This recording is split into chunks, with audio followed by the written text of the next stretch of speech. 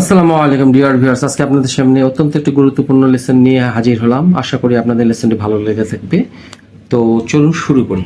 আচ্ছা, শুরু করি। প্রথমে আমরা সূচনা দিয়ে শুরু করি। যেমন গিভ সামবডি এ স্মাইল হচ্ছে কাউকে কোনো হাসি দেওয়া। কেমন ধরনের হাসি দেওয়া সেটা দেখবো আমরা।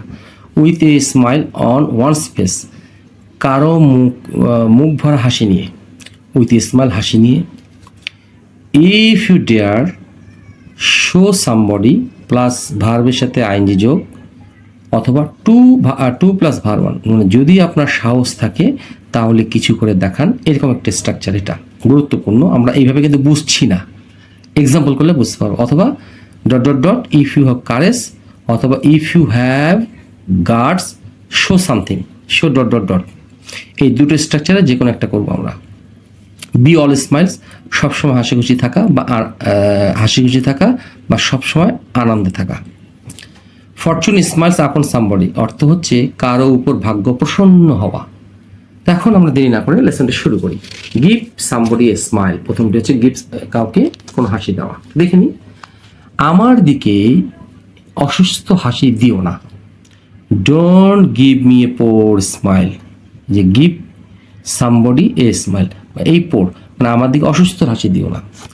মেয়েটি বই মেলা থেকে মুখ ভরা হাসি নিয়ে বাড়ি ফিরল, মানে অনেক আনন্দে বাড়ি ফিরল।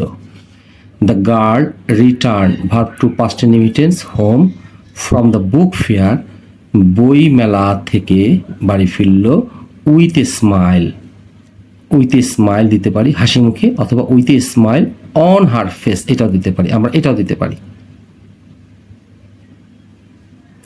অথবা রিটার্ন হোম আমরা বলতে পারি রিটার্ন উইথ এ স্মাইল, অথবা with a smile on her ফেসও বলতে পারি, অথবা return from the book fair with smiles on her face, আমরা এই কথাটাও বলতে পারি। আশা করি বুঝাতে পেরেছি। এখন আসি ইফ ইউ ডেয়ার, যদি তোমার সাহস থাকে আমাকে এটা করে দেখাও। এটা একটা স্ট্রাকচার। অথবা বাই প্লাস আইএনজি যদি না করি আমরা টু প্লাস ভার্ব ওয়ান করবো, অথবা ডট ডট কিছু একটা থাকবে যদি তোমার সাহস থাকে, মানে ইফ ইউ হ্যাভ কারেজ, অথবা ইফ ইউ হ্যাভ গার্ডস, আমাকে এটা করে দেখাও, এরকম। 3 নম্বর এবং 4 নম্বর এক্সাম্পলটা আমি এখানে তীর চিহ্ন দিয়ে ইন্ডিকেট করে দেখানোর চেষ্টা করছি। যদি তোমার সাহস থাকে, মানে ইফ ইউ ডেয়ার, তাহলে মেয়েটিকে প্রেমের প্রস্তাব করে দেখাও। If you dare show me, আমাকে দেখাও, by proposing to the girl, এই প্রপোজের পর টু বসানো হয়েছে। If you dare show me, আমাকে দেখাও, by proposing to the girl. অথবা বাই না দিয়ে আমরা টু ব্যবহার করতে পারি, show me to propose, PRO propose to the girl, এটাও করানো যেতে পারে। আচ্ছা, যদি তোমার সাহস থাকে তাহলে বৃষ্টিতে ভেজে দেখো। ইফ ইউ হ্যাভ গার্ডস, হ্যাঁ, ইফ ইউ গার্ডস, অথবা if you have courage, COURAGE, যদি তোমার সাহস থাকে, বা if you guts show me, আমাকে দেখাও, to get wet in the rain water, মানে বৃষ্টিতে ভেজা।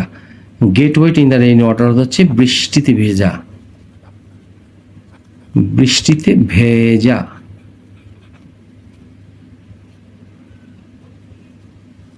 হ্যাঁ, বৃষ্টিতে ভেজা।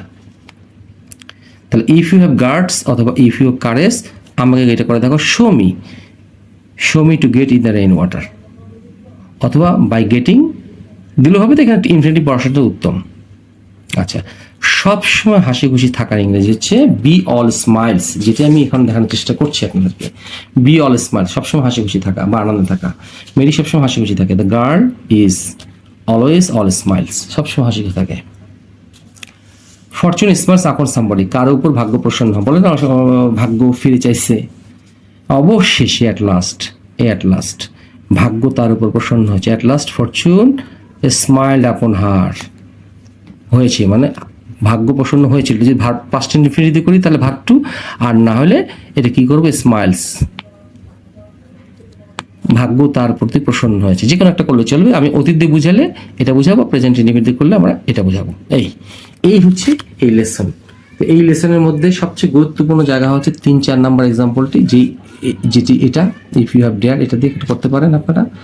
আর আরেকটি জিনিসের ব্যবহার আমি এখানে দেখানোর চেষ্টা করছি যে এখানে এই 2 নম্বর এক্সাম্পলটিও কিন্তু খুব ইম্পর্টেন্ট। হ্যাঁ, তা এই ধরনের বাক্য করার জন্য আপনাদেরকে এই ধরনের শব্দগুলো অবশ্যই লাগবে, এবং এগুলো আপনারা না টেনে লেসনটি দেখার চেষ্টা করবেন। আমরা টেনে দেখি অনেক সময় ইংরেজি শিখতে পারি না, এইভাবে দেখলে অবশ্যই ইনশাল্লাহ ইংরেজি শিখতে পারবেন। সে প্রত্যাশা। আসসালামু আলাইকুম।